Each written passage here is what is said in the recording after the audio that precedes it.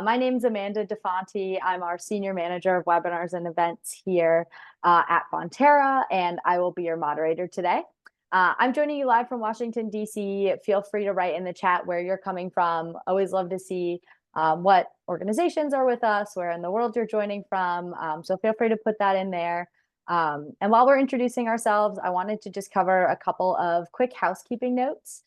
First and foremost, you are welcome to use the chat throughout today's presentation. This will be open and available for you to engage with each other, engage with me. Happy to keep an eye on it as we go. We will also have the Q&A section available. We'll have a couple of minutes for questions. We'll get to as many as we can, but we also have so much good content for you today that we might not get to all of them, but please put them in the Q&A section because as you can see, the chat is rolling and I don't want it to get lost in that shuffle. The other thing is that we are in fact recording today's webinar.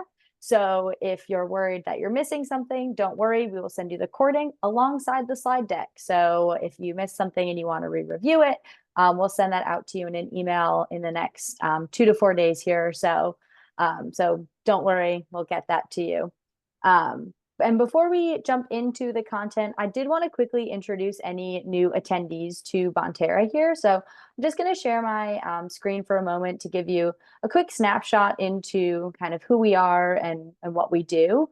Bonterra makes software for the greatest social good, helping you propel you and your mission to its peaked impact so that you can raise more, match more, grant more, help more, and ultimately do more good. I know why many of us are here.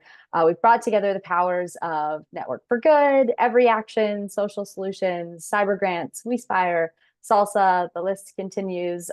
So many great forces to really help you achieve that greatest good. We're on a mission to help you take your fundraising efforts to the next level, to foster stronger donor engagement strategies, help you build relationships, and ultimately raise more for your mission, whether that be streamlining communications, making reporting simple, making those personal connections with your volunteers and donors easier. If you are a one-person staff or a big team, we are really just trying to help you do as much with what you have. So if you're interested in learning more about our tools, I'm going to put a quick poll up on the screen. And so feel free to fill that out. We'd love to chat with you, learn a little bit more about your organization and your mission. So I'll leave that up here for a moment, let you fill that out while I introduce the star of today's show. We are lucky enough to be joined by Michael Goodrum. Michael is the Director of Client Services at Community Boost, which is an awesome organization that Bonterra has had the privilege of partnering with here in the past. And so I know we've got some great content coming at you. But as one of Community Boost's first team members, Michael has merged his lifelong passion of human psychology and social dynamics with the digital marketing to drive results across hundreds of companies for their nonprofit partners. He now helps lead the client service team while working directly with some of Community Boost's highest impact partners. And I know has so many tricks up his sleeve, and I've heard really good things about this session that they've done in the past. So you are in for a treat. I hear there's new content coming at you. So some never before seen stuff for you from Michael. So I'll stop my share and Michael, let you take it away. Thank you so much for joining us. Absolutely, Amanda. It's an absolute pleasure. And thank you to everyone too for who's taken the time out of their busy schedule to come and learn. That's just really says a lot about who you are as a person. And yeah, Amanda, just really great to see that overview of Bonterra, see some of the absolute favorite softwares for me personally and for Community Boost on there, especially thinking some of those donation platforms like Network for Good, Salsa. So yeah, we'll talk a little bit more in this presentation about like choosing the right tech too. So definitely keep Bonterra in mind with all of that. But yeah, without further ado, everyone, let's get into the presentation. There is a lot to get through today. So the way I'd like to run this one specifically is we're going to go ahead and have two main sections. So we'll have the first section, which is really about how to create and build your best-in-class recurring giving program. Second is going to be how to market and scale it. And so we'll have a clear kind of break for questions at the end of those. As Amanda mentioned, if you could make sure to throw your questions into the Q&A section versus into the chat, that's going to really help us parse out and make sure that some of those questions get answered. But yeah, we just did an intro to myself. I've been in the nonprofit digital marketing space for about 8 years now with Community Boost. I was one of the original founding team members. And so I've seen a lot over the last 8 years, and have had the chance to really learn quite a bit about what makes a recurring giving program successful and how to build them. We are Community Boost. We, at the end of the day, exist to empower social ventures that are changing the world. And right now, we do that through high impact digital marketing. I personally think of myself and a lot of our agency as social entrepreneurs first, digital marketers second, where we really see digital marketing as the avenue and the pathway to create as much impact as possible in the world. And yeah, just some impact metric, or like some metrics from ourselves. Last year, we worked with over 500 nonprofits directly via the agency, and yeah, just some other fun things about ourselves. One thing we wanted to plug prior to getting into this, it's really important. We do have the Nonprofit Marketing Summit coming up March 5th through 7th, where we're going to help your nonprofit envision how to do the unthinkable. We live in a world, and Amanda almost she kind of like related to this a little bit earlier too, where we live in this world with shrinking resources, but increasing demands. And we want to have this summit be really focused on how your nonprofit can respond to those increasing demands in a world where you're either getting less or certainly not more resources from your leadership or elsewhere. So please do join us for the Nonprofit Marketing Summit if you're available. It's free, and I'll be speaking there as well, so you'll get to see me twice if you enjoyed me today.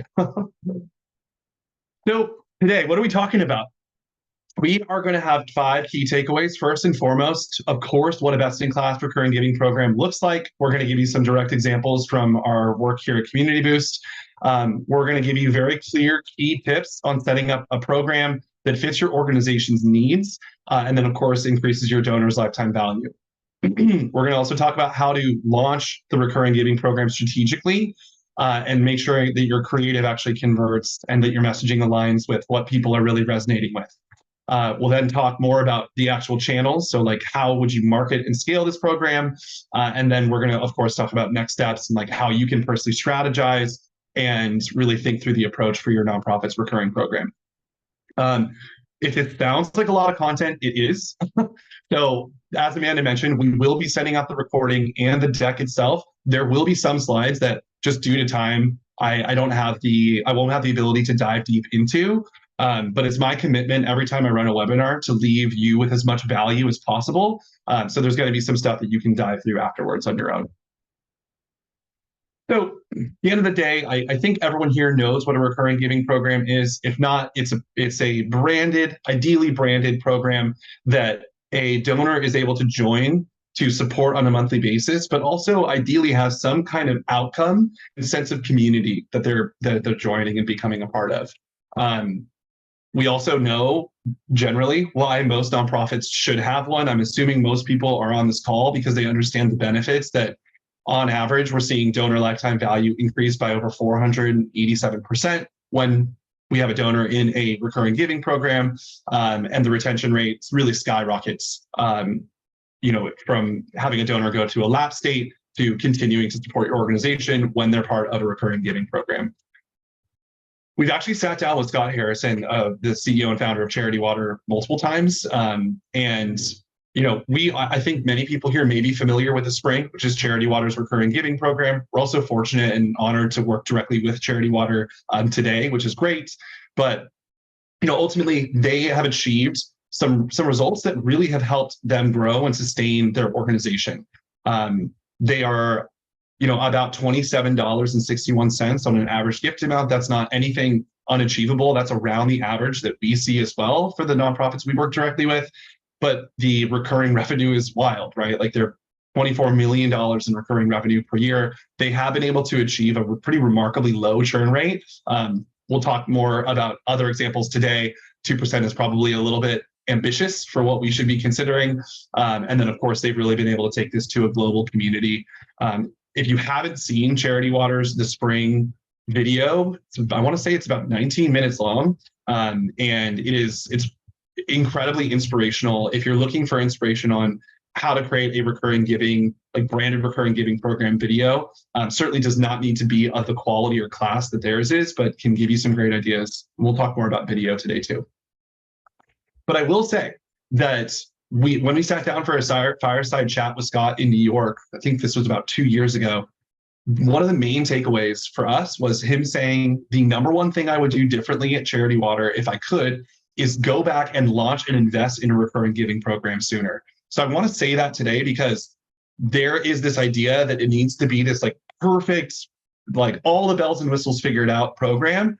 And the idea is to just get started. And so when it comes to how do we just get started, what would our program look like? Part one today is going to be building your program. We're about to dive into that, and then we'll get into actually marketing and scaling it. But in terms of just building the program, I want everyone on this call today, or this webinar today, to think through what scale may make the most sense for your organization. There's a huge difference between having a donation platform that has the option for a user to check a box and make their gift recurring than there is in actually having putting yourself out there and saying, we have a structured program meant for recurring giving that has branding, that has messaging, that has creative tied to it. So I would guess that most people on this call have some sort of existing recurring program, or at least have thought about it, what it would look like, how it would feel. I will say that if you're in the camp of we don't really have one, or we basically just gotten started, probably go for what we would call the light recurring giving program, which has some very non-negotiable pieces to it, regardless of the size that you want to take this thing. So first and foremost, it really does need to be themed. It needs to feel different than someone completing a one-time gift, either supporting kind of like general operations and admin or supporting a specific program. It can be themed around a program, but we do want it to feel distinct and different as an additional reason for someone to create that gift, also as a layer of a donor starting to see and relate to themselves differently. It really helps the donor feel more like the hero of the story when there is a specific community or reason that they're giving around a theme. So I know that can be one of the most tricky parts, but it's really non-negotiable. We do ideally need to have clear impact metrics. There are some nonprofits out there that it's really tough to deliver impact metrics on. I've worked really closely with the Cancer Research Institute over the years for them saying donating $30 saves this many lives in cancer research. It's just like, for some organizations, it's really difficult to nail down impact metrics. If that's you, that's okay. But if it's anywhere in the ether where you can do some math and figure out this kind of gift amount creates this in the world, it's very helpful for marketing and scaling your program. You need a landing page. It can't just be your homepage or like a section of your donation page. You need a specific landing page dedicated to your recurring giving program. We'll talk more about what that landing page should have on it in a bit here. And then ideally you have a donation platform like Network for Good that has like additional features built into it that also encourage recurring giving beyond just accepting donations, which of course is kind of the bare minimum. So you'll notice on the robust side of the screen here too, we have all of the things from the light program, but then we also have some other elements as well. So for the more robust programs, this also kind of does go in order of like what you would want to add as you get more robust. So first and foremost would be a recurring giving program video that can, of course, be as elegant and as highly produced as the Charity Water video, all the way down to there are vendors out there that you can find who will create like animated explainer videos for very low cost. We're talking like $2,000 to $3,000 for a 30 to 60 second video that you'll be really happy with. It's high quality. AI has just like come a long way in that realm.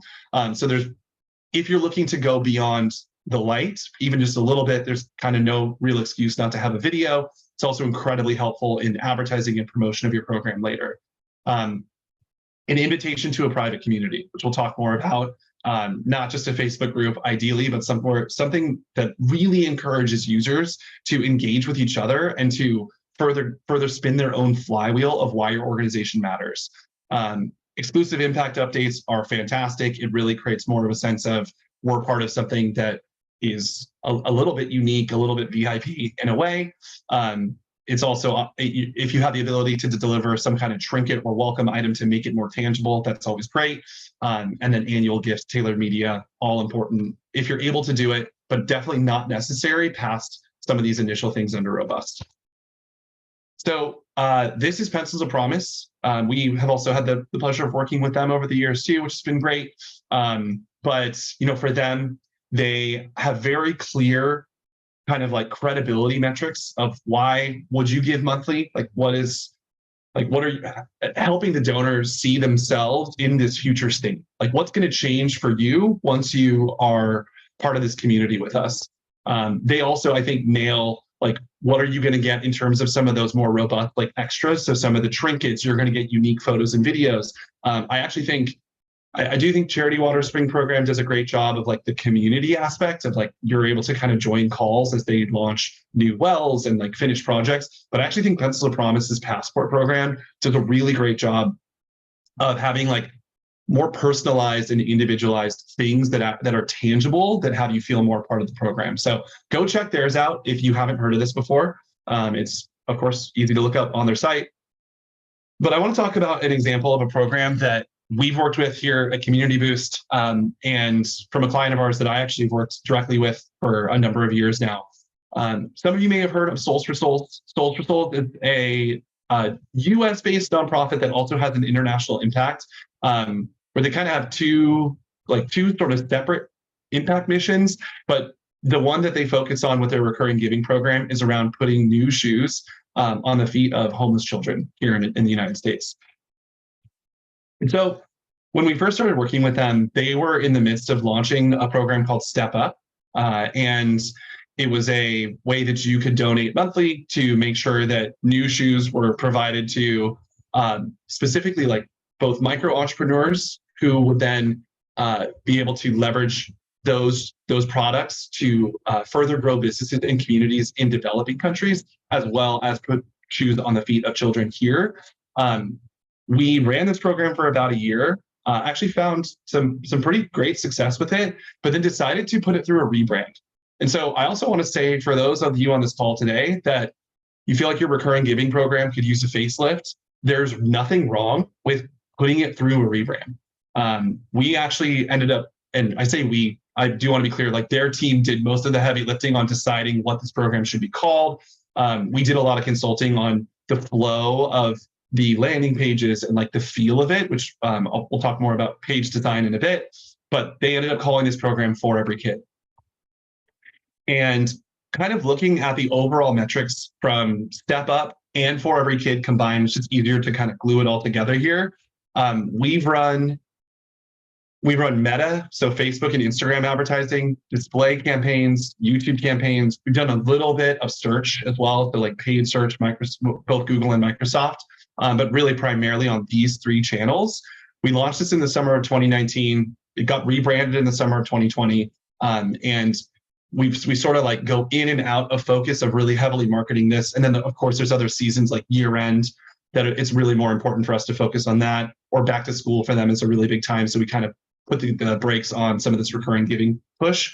But in total, we spent just under 50,000 in ad spend. We brought in 688 total activated users. There have been 183 that have canceled. Still an incredibly strong retention rate, much higher than the average retention rate of a single donor. And we brought in 352,000 in cumulative recurring value.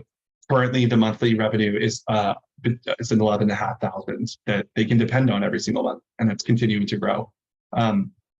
So yeah, it's and of course this total amount, it's not just from the advertising that Community Boost has helped them do. They've also been active in their own promotion. It's definitely been a team effort, but it's been a highly successful program for them. And I think one that I would encourage all of us to, I actually don't know the size and scale of the nonprofits that are on this webinar. I'm sure it varies, but for most of us on here, I think trying to aim for 11 to 12K in recurring is a realistic and would be a huge boon in terms of dependency and predictability of revenue for ourselves. So let's talk about landing pages. When you're building a best-in-class recurring giving campaign page, there are 5 critical elements, and they're in this order, not necessarily of importance, but the literal order of the page. So first and foremost, you want a main above the fold section. This, we're still huge fans of hero images. On mobile, it's a different story, of course, but a lot of people we do see converting into recurring programs over desktop. So take the time to have this above the fold section look really great. For them, they work with kids, so it made sense to have a kid doing kind of like a karate kick, which is awesome. But you want a headline that is engaging, that gives a sense of what the program is looking to achieve. So here, every child deserves a good pair of shoes. It's clear, it's short, it's also exactly what they're looking to achieve with the program. And then you want some body text, ideally 1 to 2 sentences max, and then a call to action. And they have Donate Now. You could have the call to action be a little bit more almost like branded to your program. But of course, Donate Now also works as well. Then we get into framing the problem. And so there's an entire sort of psychology flow through this where we want to introduce the program itself with the above the fold section. We want to then share with people who this is new to, right? Because we ultimately are going to announce these programs to our own audiences, but there's going to be a lot of people who are coming potentially through for the first time and seeing and being and interacting with this content. They need to understand why this issue matters if they're ultimately going to see themselves as the hero to the stories, helping solve the problem at the end of the day. So we want to frame the problem. We then want to, of course, frame, oh, wow, I believe this is the problem now. How are we solving this? Give them the solution.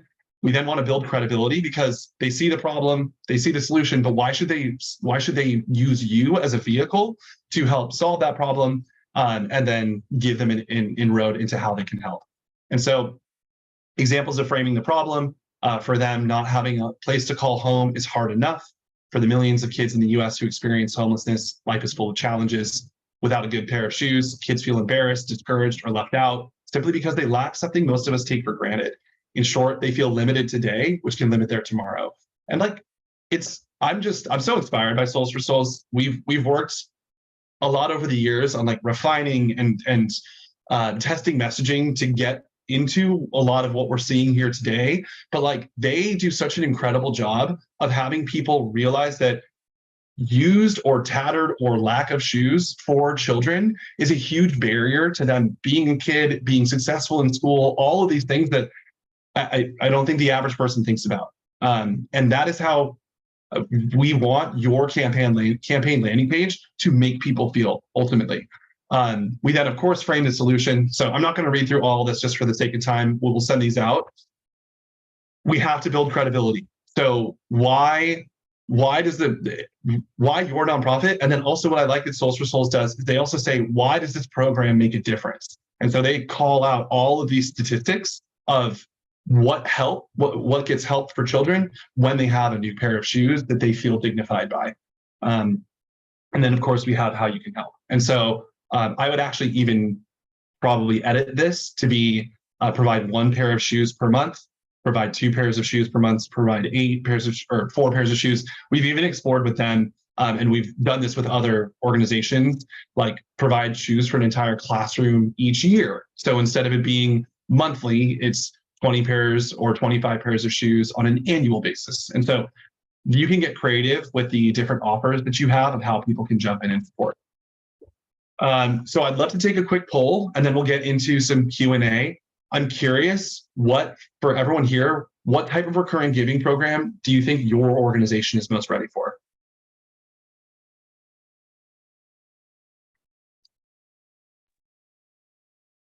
All right, results are starting to come in, Michael. It looks like we're leaning heavier on light, with about 58% of folks feeling that way, 30% of folks saying they're feeling robust, and around 13% saying they're not really sure just yet.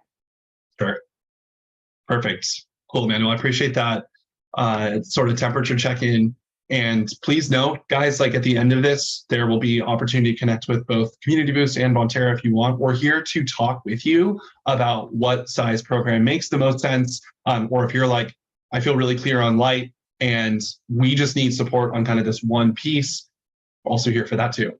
And so when it comes to recurring giving, I think I've personally attended so many webinars on telling your story, nailing your messaging. I'm not going to get overly into that today, but you know your story better than anybody. And it is, to be honest, it is your responsibility as the organization to nail like how your impact makes a difference in the world, how your mission creates impact, creates difference. And so, yeah, your story is unique to you. By telling it well, you're going to immerse donors in the mission of your organization.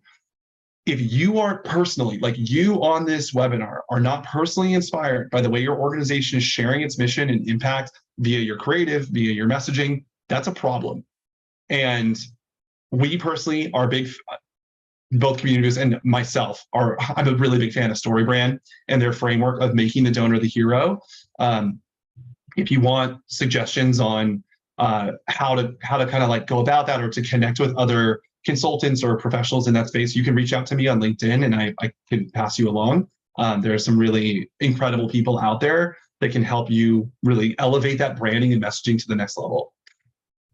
It has to be easy to give, of course. So we want to integrate your recurring giving program into your email campaigns, your direct mail pieces, social posts, and more. Of course, when it comes to things like direct mail, cadence matters. It can't just be like, here's year end, also join our recurring giving program, and then send out invitations each month. There needs to be strategy and thought behind all of this, but it does need to be present. And when you're thinking about that design and the creative behind it, do make sure you're thinking in terms of all these different mediums as well. As much as you can, show evidence of support. So as many testimonials, if donor walls is a thing that you've done in the past that makes sense for your nonprofit, and any other kinds of visual elements that show donors are engaged, that they're making a difference, and really create more of that like social activation aspect, do that. It's powerful. That of course is like technology dependent, but I know Bonterra has some great solutions for that. And guys, like if you take one thing away from today, please let it be this. The majority, when we're talking about creating community, what does that mean? The majority of the sectors, best-in-class nonprofit, or excuse me, best-in-class recurring giving programs are not creating a true space for recurring givers to connect. At best, it's a private Facebook group that also gets exclusive email updates. This is an incredibly huge missed opportunity and a mindset that is going to be outdated really quickly. I don't necessarily think it's laziness. I think it's just been the status quo. And it's going to be left in the past soon. And so I can't pull back the curtain on this fully right now, but in 2024 and beyond, Community Boost is going to be focused on building interactive communities for recurring donors who are inspired by a nonprofit's mission to connect with each other and leverage the exponential effect of a self-engaged community, a community that is like inspired because of its own existence and the other people in it, that is interfacing and really turning its own flywheel. So I really recommend, and this isn't just because we want people at our summit, like this is where the space needs to go. And we are going to be unveiling and really talking about this at our nonprofit marketing summit. If you do want to chat with me via LinkedIn, I am available. It's just Michael Goodrum, and then you've seen my picture already. So that's where it's at. But I do want to, I just kind of stole the slide from the end. So if you already feel like you'd be interested in some like a game planning session with Community Boost, feel free to use this QR code. But I just want to take this time to answer a few questions. Amanda, I don't know if you saw any questions in there that felt like the best fits. Yeah, Michael. Probably have time for two. Yeah, I was trying to find the ones that came up most often. And I think one of the biggest themes I saw was, how do we find the best target audience for a recurring giving program, right? Like, how do we pick those people from our database, or how do we find them, elsewhere? What is the best way to drill that down? Yeah. So having your persona is like incredibly important when it comes to really going after any kind of gifts. Now, of course, there's like personas that would make sense for major gifts, personas that would make sense like really for small or one-time gifts, but the pool of who should be in your recurring donor appeals is anyone who has transacted with you, basically. And because ultimately we want that invitation to feel like something special. And even if the person isn't able to do it, right, it's a Gen Z or it's a millennial who's most of their paycheck is going to rent or whatever it is, like we still want them to feel acknowledged for supporting us and all, and then receiving this invitation. So in terms of how to identify who should be donating to you in the first place, I could run an entire other webinar on persona development, but you don't necessarily need to create a full like persona template with like, this is Jerry and this is Kim and this is the people that we're talking. Like, it doesn't necessarily need to be that, but working with some of the available tools, like investing some in meta advertising, investing some into these platforms like YouTube and display to actually target people based on their interests, the websites that they're visiting, their age, their gender, and get real feedback in terms of clicks, donations, etc. of like who are these people for real, can be some of the best money you're ever going to spend. And so that is a little bit through our own lens as an agency, of course, is like putting some dollars behind advertising with an initial theory of who these people are. But then once you understand, like, these are people that are resonating with our mission, here's the different demographics that kind of define them, those are the people you should be making the recurring giving appeals to. Yeah, that's great advice. You can tell you've done this for a while, Michael. You've got the expertise down, and we're ready for that one. And maybe we'll have to bring you back for a personas webinar, because I think that'd be super valuable as well. Do you want to take one more? Or do you want to move into the next section? Yeah, we can take one more. Okay, sure. So I think the next biggest theme, Michael, that I saw was around, this idea of the landing page versus the monthly giving page versus just our regular giving page. And so can you maybe give a little bit more detail into the distinction of the need for, those three different types of pages, and maybe like where they should live on your website or within emails, and kind of who should be directed to those? Definitely. Yeah. So I mean, well, just for clarification, so you mentioned, of course, the monthly giving page, the kind of evergreen donation page, right? Yeah. And then you said, what was the other piece? The like recurring giving landing page, and then just if you have a monthly donor giving page, and then your average everyday giving page. I gotcha. Okay, that makes sense. So your average everyday giving page, absolutely, you still want one of those. I would recommend it follows the same format. It has all those 5 elements that we talked about earlier, and that is for people who it makes sense in your marketing funnel to ask for a first-time gift. If someone doesn't know you or they're just building a relationship with you, generally speaking, asking them to commit to a recurring relationship with you is tone deaf. And so you still need and want a page that is dedicated to just make any kind of a difference with us. It does not necessarily need to be themed. It can be very much about your mission, about your impacts, telling maybe even the story of your organization. But then when it comes to that recurring giving page, if we're talking about how should it be framed or housed on your site, most nonprofits have an area at the top that's like give or support or something like that. And it can be a dropdown. So it's like donate. It can just like be a thing that says donate as as kind of like the first link. And then the second one down, depending on the length of the name of your program, can be the name of the program. So it could be like, that could be an option in that dropdown menu. And then I'd say the third kind of campaign page or landing page that you might consider is for a time like year end, or for a time like if you do Ramadan, or you do back to school, or whatever it is. It's like, generally we recommend nonprofits have 2 to 3 at the max major fundraising seasons every year. Anything more than that, and you kind of exhaust people and you don't have room for your other campaigns. Yeah. But yeah, so for those major seasons, a campaign page that then also goes out via email, I'd recommend too. But you need these pages to be distinct, because some are going to make sense to link in certain advertising campaigns, in certain email campaigns, even like direct mail QR codes.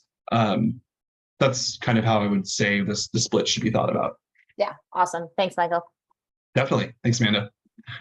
All right, everybody, buckle back up. We're diving back in. Cool. So let's talk about scaling your program and marketing it, because now you've got the landing page, you've got a lot of these different elements in place, and so how do we actually get the word out there? So first and foremost, pretty much every recurring program that I've seen fail actually has pretty good creative. The issue most of the time is it doesn't have enough traction. And so how do we think about generating traction in a way that makes the most sense? And I saw some questions in the Q&A that were kind of about this. And so hopefully this answers like some about the cadence and at what point do we involve different cohorts. So first and foremost, and this is a kind of a reverse pyramid. Actually, usually goes bottom up, but we're going to go top down here. So we want to talk with our core supporters first. If there are people who, and I know for most of us, there are people that we are really close with, those who oftentimes their gift happens after a phone call or things like that, where there just is a personal relationship. Talk to them about what you're thinking of naming the program, of the messaging, some of the theme behind it, because ultimately that person, unless it's purely because of a personal relationship, right? Like they just donate because they're friends with the founder or something like that. That's a little bit different. But if it's a core supporter who's been just an evangelist for you for a long time, the more of those we can create in the world, the more of those we want. So talk with them directly about what the program could potentially look like, and test and perfect that campaign with those core supporters. And that's where we want to use that direct outreach, as well as email as it makes sense. But really, we want these people to feel special and honored to be part of this cohort, as they should. Number two is your list. So we want to validate traction of the initial program, the pages, the marketing, all of that, using email, using conversion design on your site, which we'll talk about what that means, using organic social, right? So we say list, it also means like your community of people that are currently following you, that are regularly staying in touch with your organization, and then also using some peer-to-peer to help validate your campaign messaging as you prepare to scale. And then the third one, right? This is really where we want to live, which is new donors who are either immediately joining our recurring giving program because we've really tweaked it and figured out how to make the ask so substantial that we're seeing people convert from never having given to us before to becoming a recurring donor right away, or kind of more realistically, someone who's like really figuring out that funnel to generate one-time donors and then to quickly and effortlessly invite them and convert them into our programs, which is where we're going to use a lot of these different advertising channels. We're still, of course, going to use things like email to make that happen.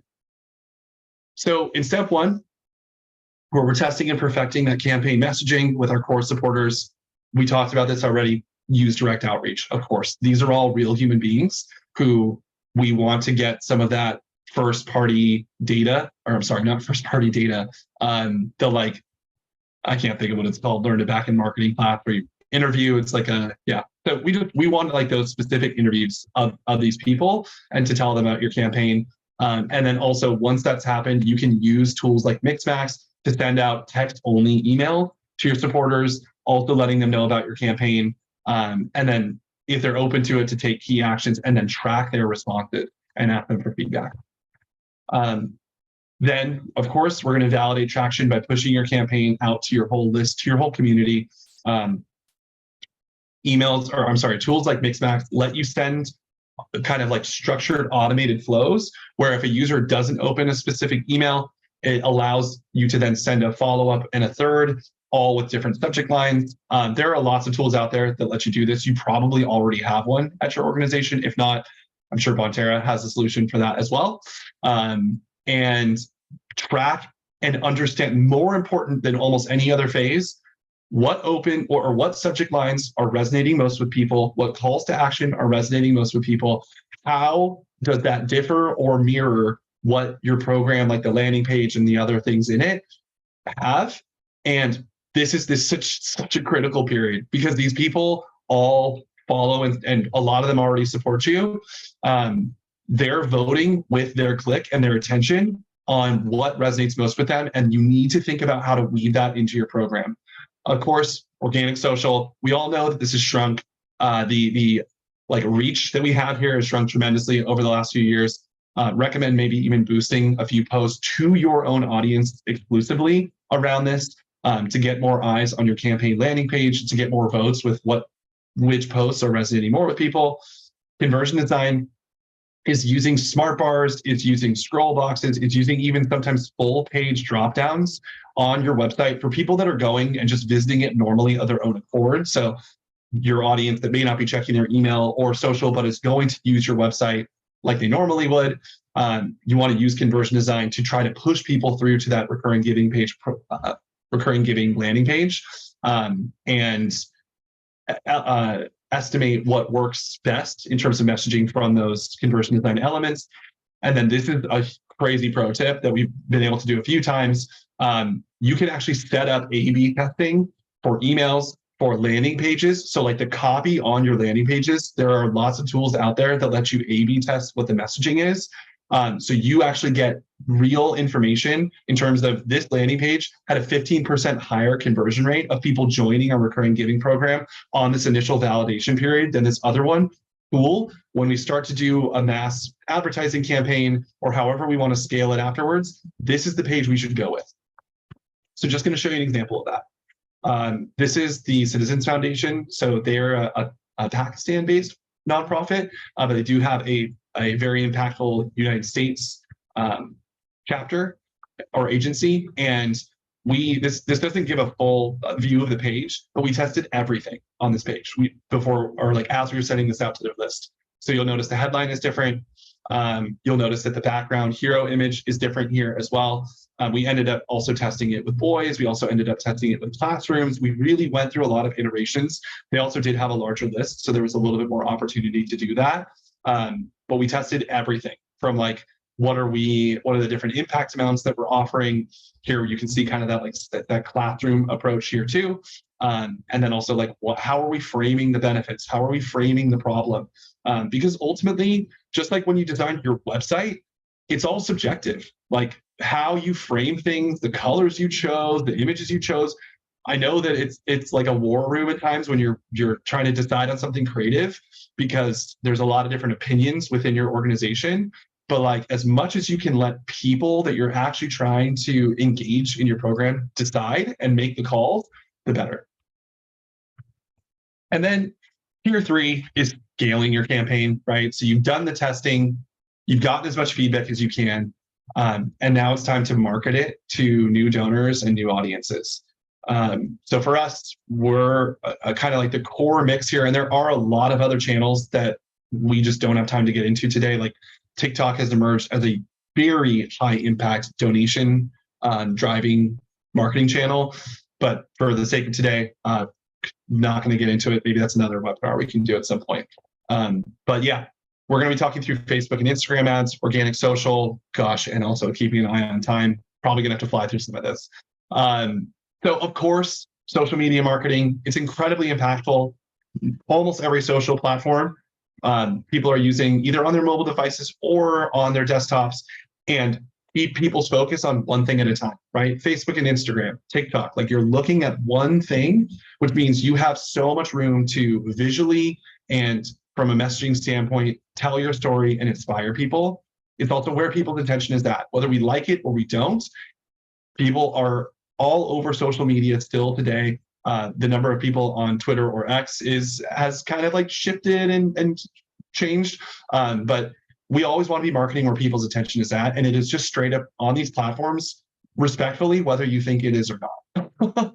I've heard some organizations, even recently, be like, well, I'm not really on Facebook, and I don't think our donors are either. And they're just like, if that's your belief, it's wrong. And it's just a matter of which one of these platforms they're on.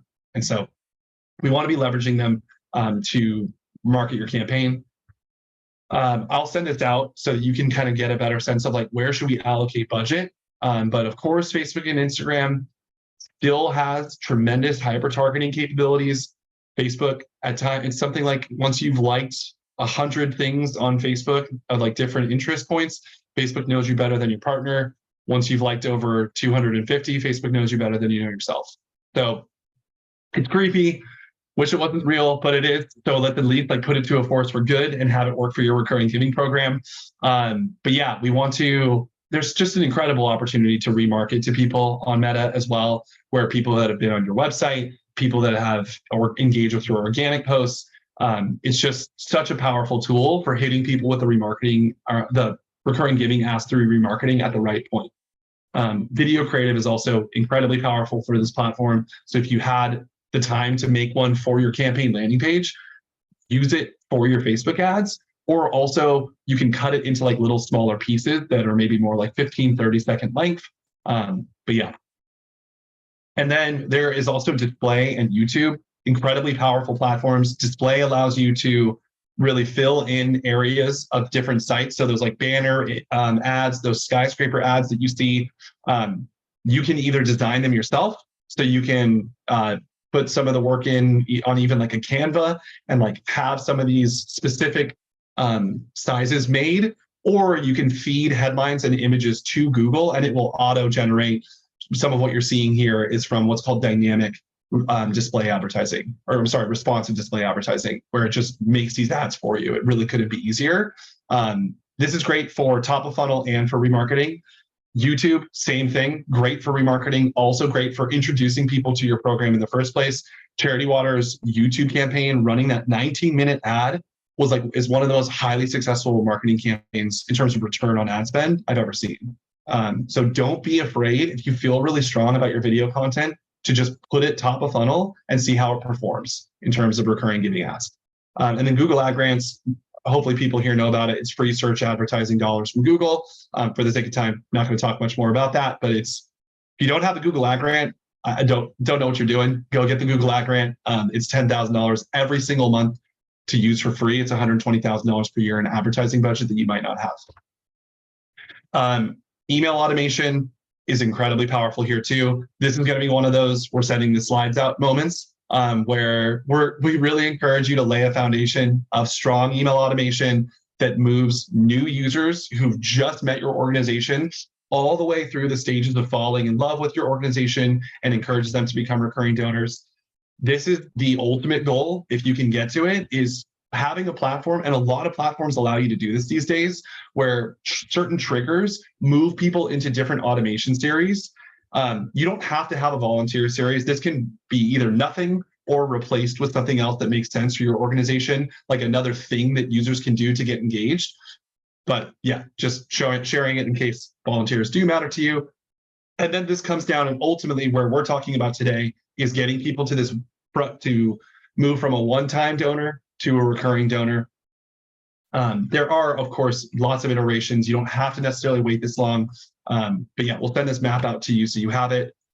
And then peer-to-peer is always an option for that third tier. So for those people that currently support you and who are already engaged in the recurring giving program, encouraging seasons of peer-to-peer to bring more donors into the fold to then become eligible for some of those recurring giving asks that you have is absolutely an option. If your organization already does peer-to-peer, then finding ways to envelop the recurring giving ask into this, or even to encourage your peer-to-peer fundraisers, who are some of the core ones, to promote the program, can make a lot of sense. And so while I catch my breath from talking nonstop, I'd love to run this last poll, which is, I'm curious, what marketing channels are you most interested in testing to scale your nonprofit's recurring giving program?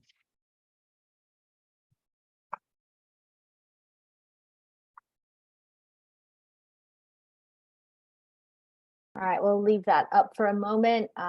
Looks like results are coming in now. We seem to have a pretty even split between email automation and then social media advertising, leading at about 40-50%, and then smaller 5% for each YouTube advertising and display advertising, and then search advertising. Awesome. Cool. And then, yeah, just to do a quick recap of what have we talked about today. So do this, and then we'll get into almost like 10 minutes of Q&A. But please do remember these tips when it comes to building, launching, marketing, scaling your recurring giving program. First and foremost, you got to pick your scope. So it needs to be defined. Like, we don't just saying, I'm going to create this program and like just being match your ambition to your resources, I think I would say. And don't feel bad if you want the big package, but what makes sense for you right now is the smaller one. Like, know that you can always scale to that, but don't let your desire for perfection preclude your action. So choose your scope, be real, and honestly, there's no reason that everyone on this call couldn't have something up by the end of Q1 of this calendar year. So that's what I would encourage you to do. Tell the right story, build a best-in-class page. If the page doesn't inspire you, then it's not good enough. And there are a lot of resources out there that I'm happy to connect you to, that I'm sure Amanda can connect you to as well, for like how to iterate more on branding and on messaging. You don't have to do this forever. You just have to do it once, right? It's like, put your intention there for one incredible landing page that blows you away. Make sure it's mobile friendly. I didn't say that earlier, but that hopefully by now is obvious. And put that time investment in there. Build a community. Like, we will be talking more about this at our summit, but people that are donating to you on a recurring basis care far more than the average donor of yours, right? We're generally only going to see 3 to, on the best for the some of the highest performing nonprofits, 10% of their supporter base be recurring. Those people care in a far different way than those that have been inspired to donate once or twice. So create a community that allows those people to engage with each other, that also sparks more momentum on its own. Got to make it easy to give. You got to have the right tech stack. Bonterra's tech stack is perfect for recurring giving. So please check out what they have to offer. And if your organization is still using PayPal or like something that doesn't allow for tracking of your ads, like you're running a Facebook and Instagram campaign, and when someone donates or becomes a recurring giver, you can't tell back to the ad platform, this is the year to change that. So make it easy to give and choose the right tech stack. That also goes along with using tools that help you succeed. As much as you can tier your campaign launch, definitely consider doing that, right? The core supporters into your entire kind of current list and community, then taking all of those lessons out to the masses. And then, of course, utilizing the marketing channels that make the most sense. And guys, we're always one click or call away. Please don't hesitate. I love connecting with people on LinkedIn, so would be happy to do that too. And then you bring in recurring donors, celebrate the wins. You're not going to get to 600 recurring donors in month 1. You're not going to get to 12,000 in monthly revenue on month 1. As you bring in the first 10, celebrate those. And heck, like if you even feel like reaching out to them directly and being like, hey, you were the 10th person to say yes to this. Our vision is much grander than that, but thank you so much. Like, personal gratitude always goes a long way, and so does making sure you acknowledge yourself. So at the end of the day, Community Boost and Bonterra are both here to support great causes. We're here to empower your social venture. Please do get in touch with us if you'd like to talk about anything regarding recurring giving. But even if you'd like to talk to us about anything regarding digital marketing, strategy, fundraising, even if it's not about fundraising, there's a lot of organizations out there looking to drive more work with their programs, et cetera. We're here for you. We'd love to talk with you. But with that said, we've got 6 minutes for some more Q&A. Yeah, awesome, Michael. Thank you so much. And I am also going to, folks, just launch one last poll. If you are looking for new tools or just interested in learning what Bonterra's tech suite looks like, as Michael said, a lot of the practices that he spoke to here today can be made a lot easier through technology, and we want to make sure you can leverage that. So I'll leave that up while we get to some of these questions, and be sure to register for the summit for some additional awesome points that Michael just gave. I'm not sure if you're seeing the chat, but I do want to acknowledge it really quickly. Michael, everyone is saying they want you back and that this was amazing. And this was one of the most fruitful presentations they've seen. So want to relay that thanks if people do have to jump. Really appreciate you. But let's try to get to a couple of questions while we've got some time here at the end. I do just want to say really quickly too, like I'd be remiss. I know I said this at the beginning, but like, thank you all for those kind words. I also want to thank all of you. Like, you choose to work at nonprofits. That's a choice that you make as a professional in your own career and your life. And not only do you do that, which is incredible, you're also choosing to be here and take your time to learn how to be better, which I know personally is not a choice that a lot of professionals in the nonprofit space are making. It's easy to just feel defeated or rest on your laurels, and you're all looking to achieve something this year, and that matters. So like, thank you guys too for being here. Could not have said it better myself. Thank you for saying that, Michael. It is not unnoticed, all of your work, and we appreciate you being here to learn and improve. So thank you. Hopefully we can do couple of, I'll call it hot seat coaching. I'll take some specific requests, and hopefully we get to yours. This one came in from Allison earlier, Michael, and I thought this was a really good question. where they had said, if we're looking to refresh our current recurring giving program, would we ask our current recurring giving donors to move over to the newly branded program, or do we leave them in the past campaign? That's a great question. So this is just pure off the cuff for me. I've never really thought about it before. Um, I would let them know that the name of the program's changing so that it doesn't feel like a surprise. If the recurring giving, and I wish I could, maybe we can talk about this over LinkedIn for you specifically, but like my question would be, is if the impact of your program is changing, that might be a consideration of like, hey, we're actually going to start using your dollars differently. If it's just a rebrand, I would just let people know. So I would just shoot them maybe like 3 to 4 emails. And if you can gate it so that if they open one of them, the others don't send, that would be really ideal. But yeah, I would like announce your rebrand on all of your organic channels, maybe boost those posts so that people see it. And then also send emails out for sure to those people who are part of it, letting them know about the rebrand. If you're planning on using their donations differently because the focus of the program is changing, that I think you would need to I would highly encourage getting in touch with them and making sure they're comfortable with it and inspired by it. Yeah. Yeah, absolutely. That's good advice. Appreciate that. This one came in from Marianne earlier, and I think this is just like kind of stripping back a lot of what we talked about and really getting at maybe some of the core messaging here. And that's just like, how would you, Michael, distinguish your recurring giving program from your annual fundraising campaigns? How would I distinguish it from the annual fundraising campaigns?